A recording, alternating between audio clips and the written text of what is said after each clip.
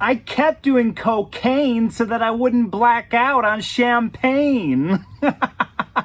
I still woke up on the subway at 5 a.m. to the sound of Celia pounding her fists against the door's window. It took me a second to realize that we were inside the subway and not out on the platform.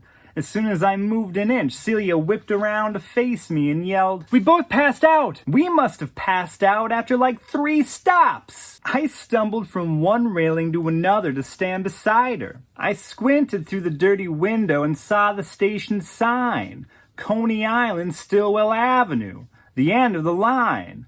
That train was decommissioned for the night and its doors were impossible to pry open. I banged my fists against the windows. Both of us yelled, "We're screaming in there!" Some maintenance guy power washed the platform. His hose blasted so loud against the tiles that he couldn't hear us.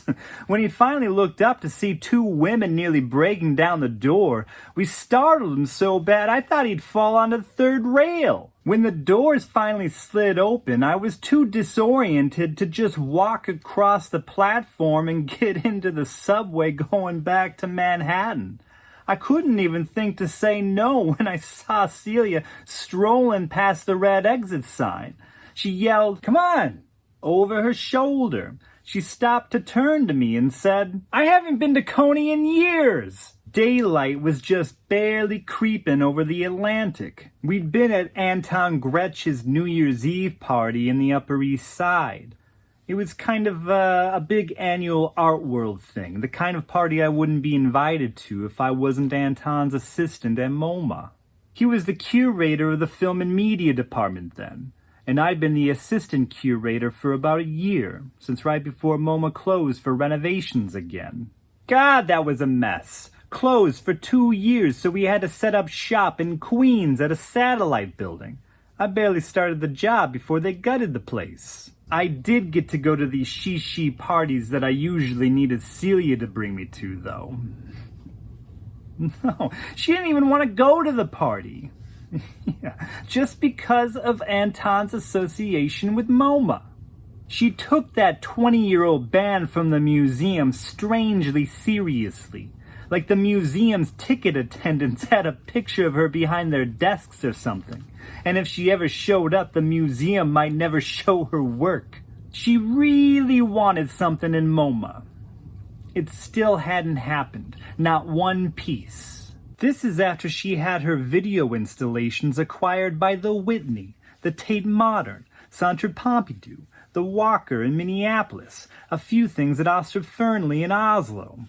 Well, you know, still, nothing at MoMA. She didn't have anything at the Met either, but they didn't acquire a single video work until 2001. She wasn't waiting on the Met, but she wanted something in MoMA. She wanted the same permanence of Picasso, Degas, Matisse, Pollock, Van Gogh, basically all of the men. Sure, some of those other museums might have had a Van Gogh or a Rousseau, but it wasn't Starry Night or Sleeping Gypsy.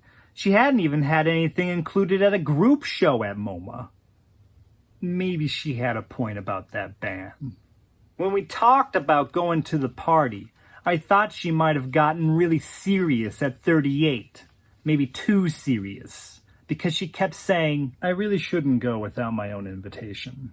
Celia, look through your email. You probably got an invitation.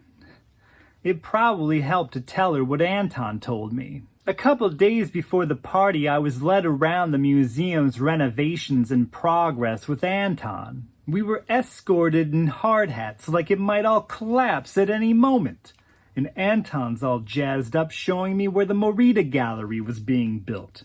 It'd be the first time in 75 years that MoMA actually dedicated space to moving image works. I looked around the space and it's supposed to be 1,600 square feet, but I'm looking around and it dawned on me that 1,600 square feet was barely bigger than my parents' apartment. The ceilings aren't even very tall in that part of the building. I said we'd never be able to show either of Celia's monumental works, the apartment building or Boxers. And they obviously sounded super bummed out, and so, well, I guess it's just as well she was banned from ever coming back. Anton looked at me through his round black-framed glasses. He said, "Bond?" in that indecipherable accent he has from living all over the world. He hadn't even heard of Celia walking through this place naked. I thought everyone knew that story. But, yeah, I guess that's not what anyone talks about anymore. There weren't any pictures of it happening, so I guess it never happened. I tell all this to Anton, how I saw Celia's bare ass walking in front of me before the security guard threw the blanket over her. And he says to me with this giant grin, "No, no, no, dear. The moma does not bond nude women." At the party, after Anton got a little more American drunk than I'd ever seen him, he teased Celia for thinking she was still Bond. Bond, Bond. It is so funny. But really, why else wouldn't they have acquired something by then? It's not like Patrick never tried lining it up for her. Celia downed a shot of real absinthe and laughed with Anton. They'd known each other from meeting at all the art biennials. Anton said, "How can you bond Celia Merode?" And she answered, "No, really, I was Bond. I was there. The security guards picked me up and threw me out the back door. Bond." Other curators were laughing.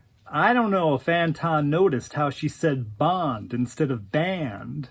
A curator from the Whitney said, "I don't think she can really be banned. It's not like Tony Shafrazi never went back after he spray painted some bullshit across Guernica." An artist said, "Or when Banksy hung his own work without telling anyone." And somebody else said, "Or when Harvey Stromberg pasted in his trompe-l'oeil photographs." Celia stopped them and said, "I think you're all missing the common theme here." But she didn't specify with anything more than a knowing look at them all the men themselves. At least one of the curators groaned for everyone to hear. But when we all looked at him, he didn't have the balls to say what he moaned about. He said what? Like he hadn't just made a big stupid scene of himself. Anton tried breaking the tension by saying to Celia, "Bond or no, I wish I had been there." And he looked at her all dreamily. And that just made everything worse because everyone saw him taking her clothes off with his eyes. I think she was about to slug him, but then somebody brought over the ancient curator from paintings and shouted, "We have a primary source!" The old man was obviously nervous around Celia. He had to be dragged up to us, but even though he was a cowardly little rabbit, he still managed to say, "Well, yes, I remember the day that she was kicked out.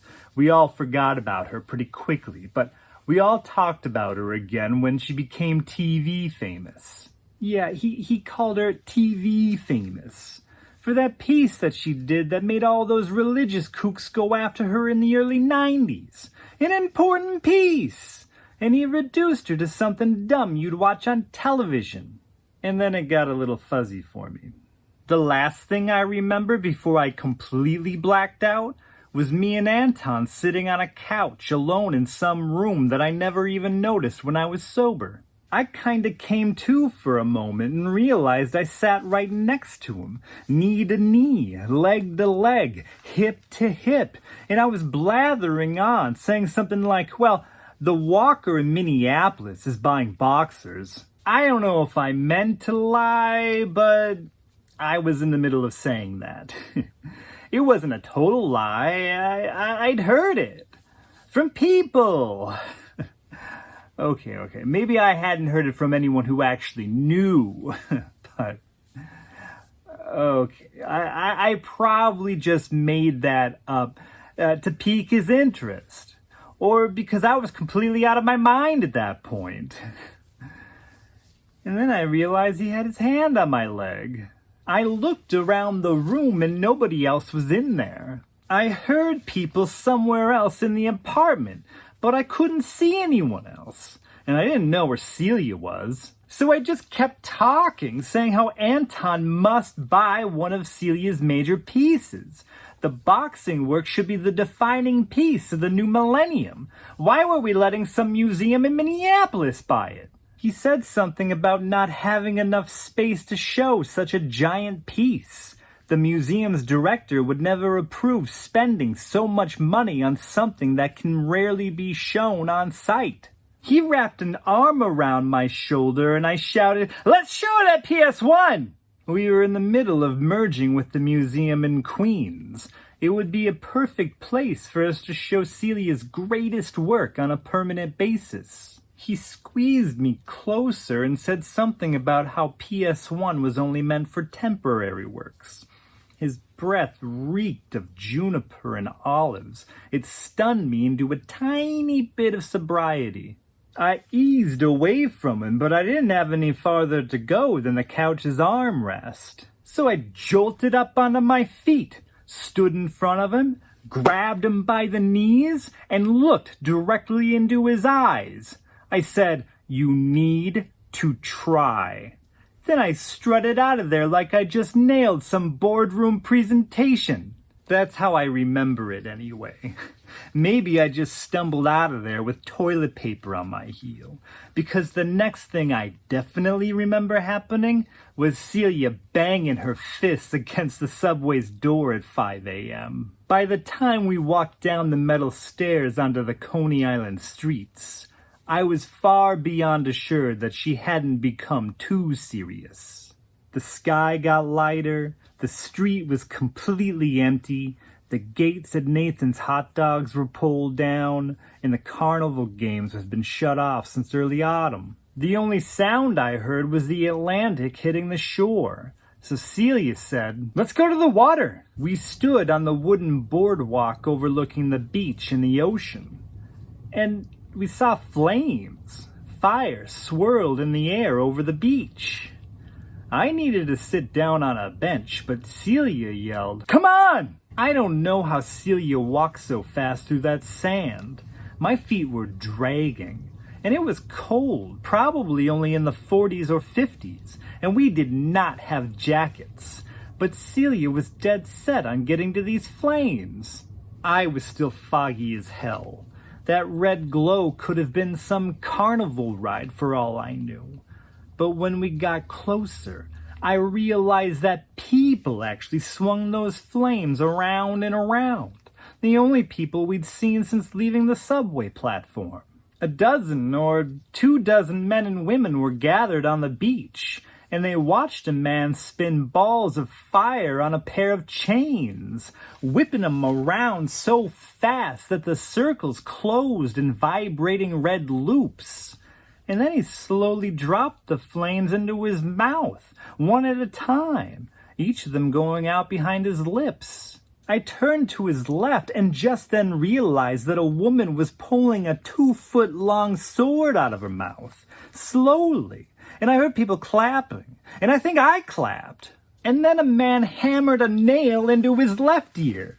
He hammered a nail into his right ear, and the sun kept rising, and the ocean would not stop thumping against the beach. A few hours later, I woke up on a couch in an apartment with walls decorated and posters for the Coney Island Freak Show. I heard the woman who'd pulled a sword from her throat. She was washing dishes in the kitchen.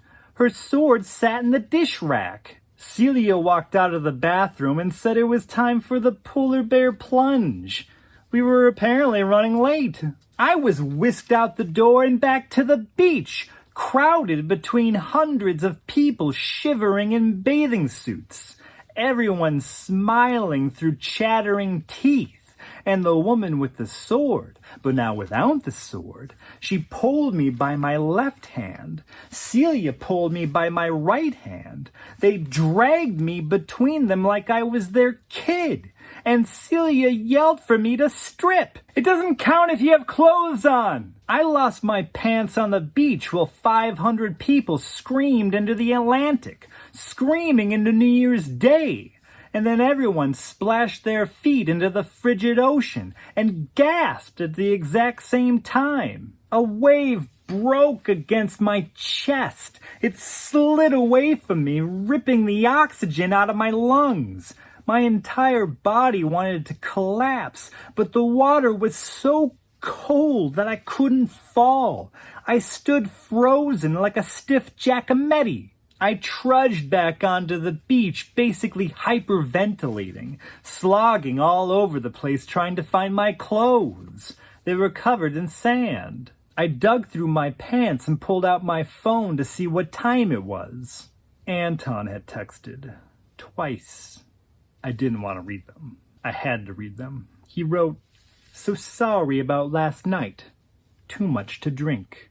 I really wished I knew for sure what he was apologizing for. But then 10 minutes later, maybe freaking out because I hadn't responded yet, he wrote, "Boxers is a perfect idea." He'd start campaigning for the director's permission to acquire it immediately.